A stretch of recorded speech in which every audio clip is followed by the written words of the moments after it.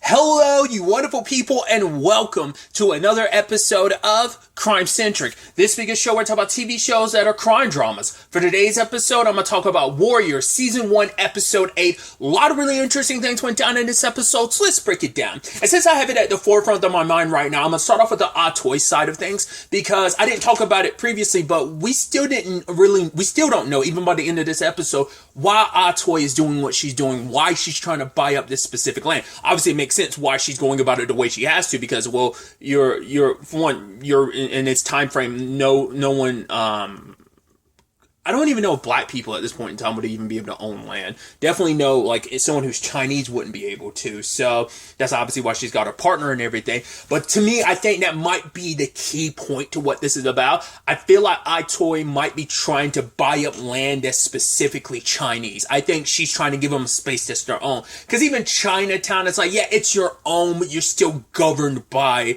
this country. So it is like, I don't know if she's trying to make sovereign land for them, something that can be their own, that, hey, you can't take this property from us regardless of how the government feels about it. It is in our name. We do own it. So I don't know if it's specifically just for the women at her brothel, just everyone, specifically what she's fully aiming for, because she does seem to be this avenging angel in Chinatown, going after the two dudes that killed those Chinese guys earlier in the season.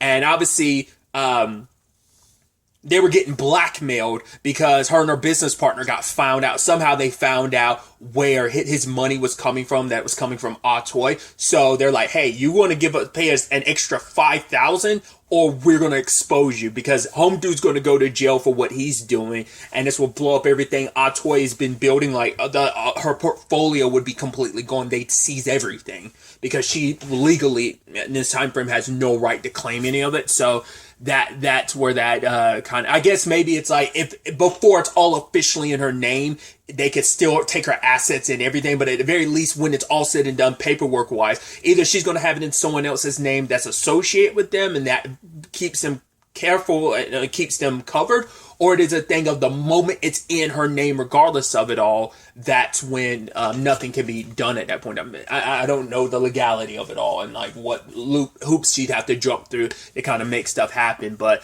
I think this also feeds into why she's taking such an interest in Assam as a warrior, because it's like, right, you are someone who's kind of floating in the middle, like your allegiances are kind of only to your own, and she wanted to use his skill and his power and benefit her. I think it's like, I'm fighting for a greater cause. You're kind of in your selfish bag, which is like, it's a combination of selflessness and selfishness, because it is, hey, he's selfless because he's trying to help out his sister, but there's also tied to that selfishness because it's like, well, you're trying to make up for past mistakes. So we'll get to that when we talk about other elements of the episode, but Toy, she also knows, like, any blackmail situation, it's like, cool, if you don't deal with it, like, she was even saying, like, no, I'll take care of it, like, just go ahead and pay it and make sure the deal went through. She wanted to make it sure all the paperwork was signed over and everything before she came in there and killed him like she did, which her business partner was like, yo, I can't believe it. You know, I think his name's Patterson, and it's like, she's like, you protect me, you have my back and I have yours, so go home. And it's like,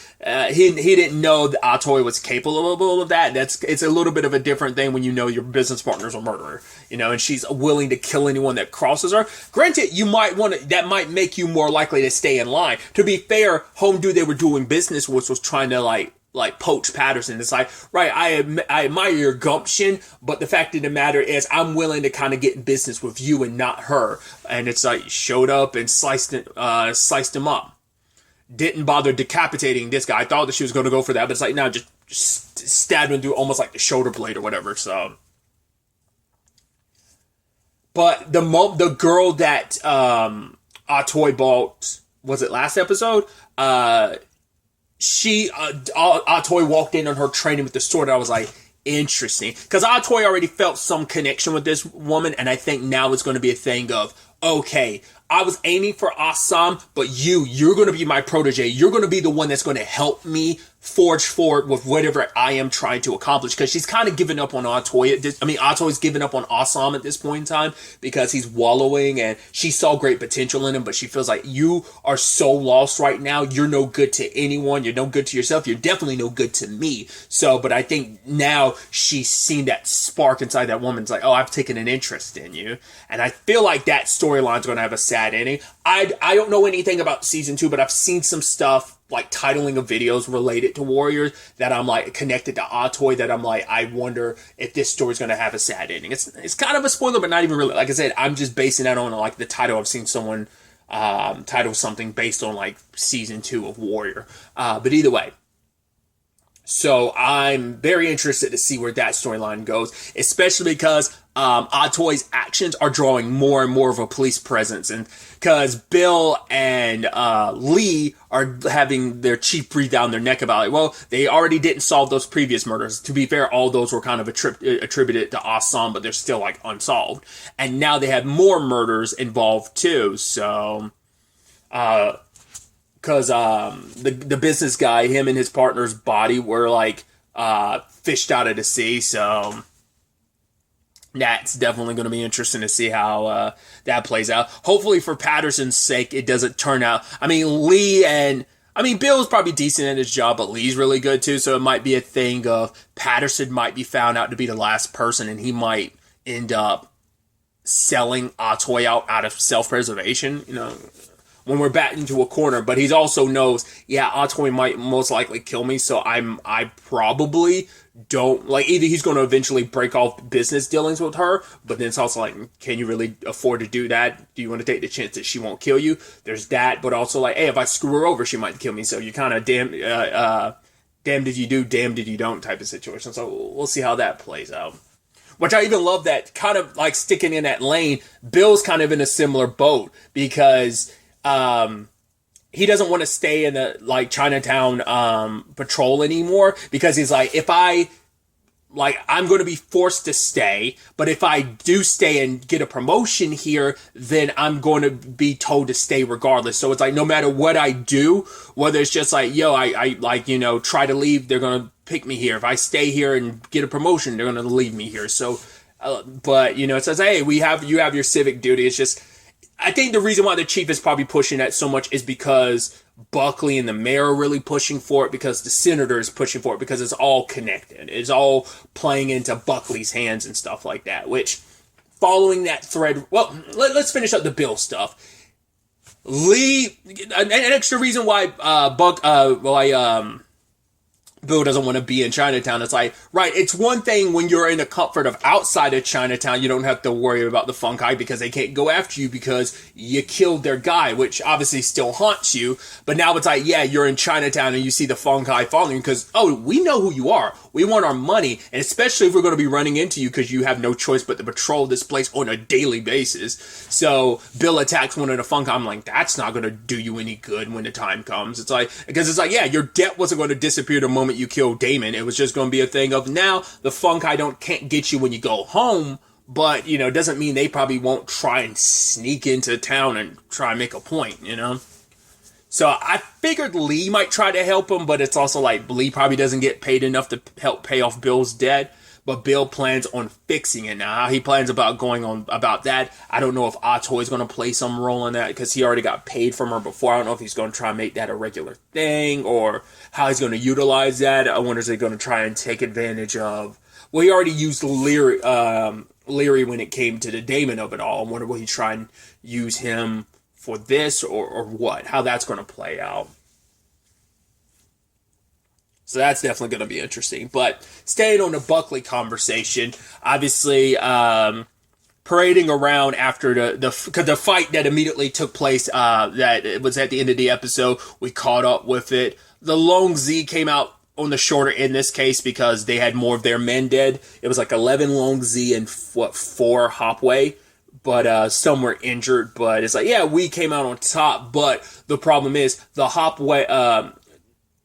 The Hopway is probably stronger, but the problem is the Long Z also have the fungi on like the payroll for now, so which Father June, it's like, right, we got to handle this not hard. We want work smarter, not harder, because it's like, right. He's not stupid. He's like, yo, Mai Ling's been running things way before now. She already had Long Z by the balls, and it's like, yeah, it's just now it's more official of her running things. But she was already running things. She was already riding that ship until like recent already, and now she's just in the forefront. And it's like, Long Z, I knew enough. We have a long enough history that I knew him. He was someone that was a little more predictable. He was someone that you could be reasonable with. Mai Ling is like, I don't know her, so I need a face-to-face with her to really get an idea of her and everything. So the reason why I'm bringing that all up, well, obviously we know Mai Ling's connection to Buckley. Buckley is orchestrating all of this. He's trying to make the mayor think like, hey, we're going to have a powerful person in the White House, that being Senator Crestwood. It's like, we're going to have him in the White House and we could benefit from that. But it's like, Buckley's only helping himself. It's like, he's dangling it in front of the mayor of like, oh, you could benefit from this. But it's like, no, Buckley's going to want, he's like, because Crestwood's like, hey, I can bring you into the White House too. So this is all about himself. But it's like, right, you got to, I always butcher the phrasing, but all tides raise ships or whatever. Tides raise all ships. I'm butchering the phrase, but you get what I'm saying. So he's making them think like, hey, you're going to rise up too, but really I'm the one that's going to benefit the most. It's going to put him in very interesting positions of power. He's just the conniving bastard that he is. And I think Penny's dad is going to find himself in Buckley's crosshairs now because, well, Buckley ended up getting the deal from the mayor, and the mayor's really pushing like, hey, come to this party and I need you to kind of back Crestwood and stuff like that. Because Crestwood is pushing the very like, well, no, because now I'm thinking about it, it's like, no, Penny's dad is playing right into what Crestwood wants. It's about putting the jobs back into other Irish hands, but then you had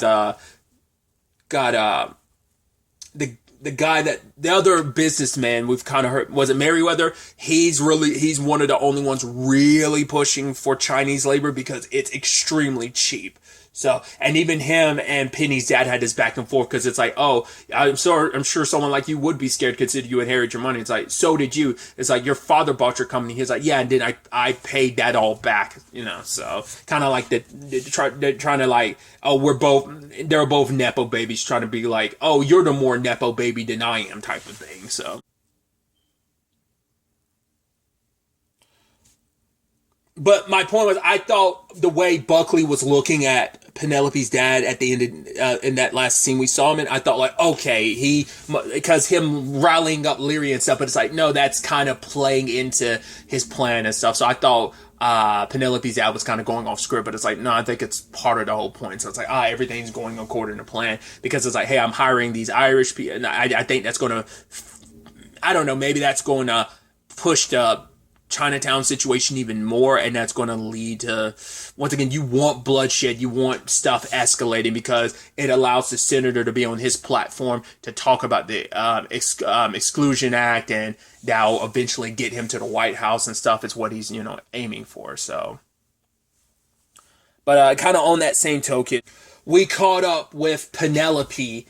And obviously, after kind of knocking herself out just to let the mayor do whatever he needs to help her dad, she doesn't throw it in her dad's face, but I think it's a combination of just that and just everything that leads to that party scene later on where she's very vocal about her opinion about things. But she eventually breaks things off with Assam because she had heard about, oh my God, like there's a bunch of like hatchet men that were killed. And now she's worried, like, what if that's why Assam didn't pop up because he was part of this? Like, what if he's dead? And when he's there at her place, she's like, I thought you could have been dead. Like, what happened? Obviously he was like he didn't show up because of the whole Mai Ling, Bolo, Long Z situation. So,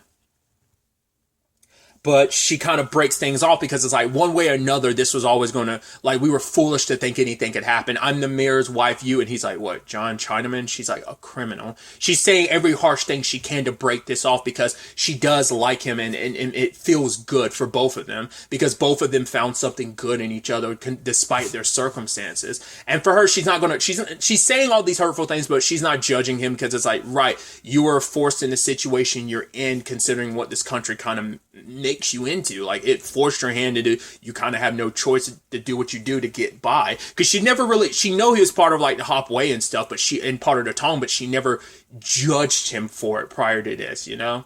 And never really came up because she understands why he came to this country, that he came for his sister, you know, and doing what you doing for family. And, you know, what she had to do for family, which she hasn't told Assam about. She probably never would. But she needed to push him away.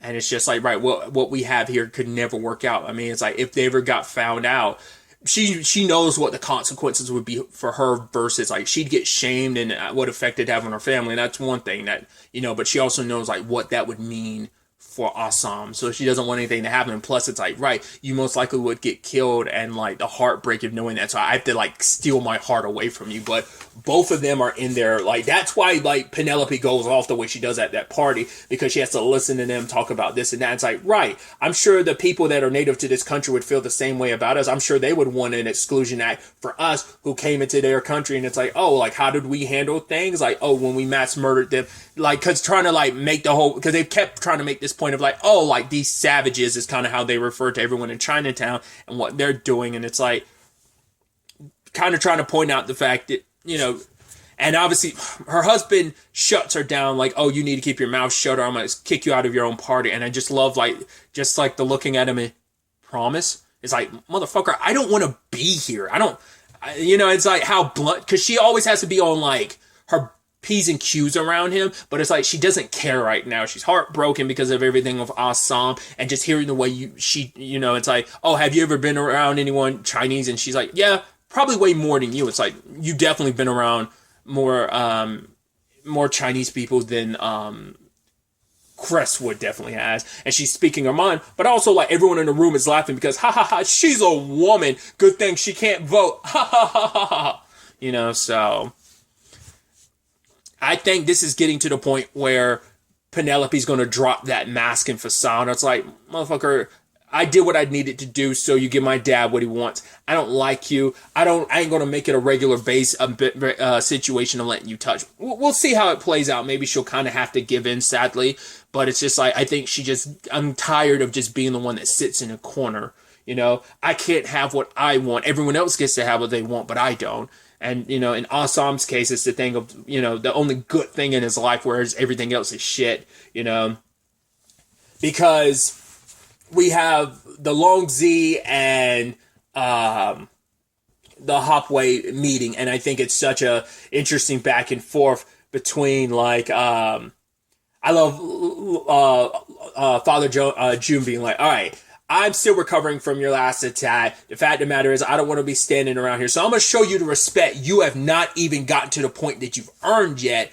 And kind of be like, yo, let's make a deal. Let's uphold the opium trade, and we'll kind of give you a little slice of the pie. But she's like, no, who's to say I want this war to end? You know, so he's like, right, we have the manpower. I just don't want to lose more men in the process. So I'm trying to find this equal middle ground. And so the mediator, was it Lao Ting? He's the one suggesting a duel. The way he said it sounded like it's two fighters from both sides. Obviously, the main event is going to be, obviously, they end up choosing Assam. Makes sense. Bolo's not around. But if they are going to, I think it sounded like it was two fighters from both sides, but maybe they just meant two fighters in general, one from each. But who would be the other person? They never focus on that, because obviously the only conversation is Assam, because he's the best fighter now that Bolo's gone, versus Leong, which makes you wonder who would have won between Leong and Bolo. I think Leong probably would have. But we already seen, and that's also the thing too, Mai Ling has witnessed the fight, at least to a small degree, between Leong and of Lee Young and Assam, like in episode 1, they battled it out, and I mean episode 1 or 2, I think it was episode 1, and Lee Young was winning. Like, it never got serious, but if, you know, so.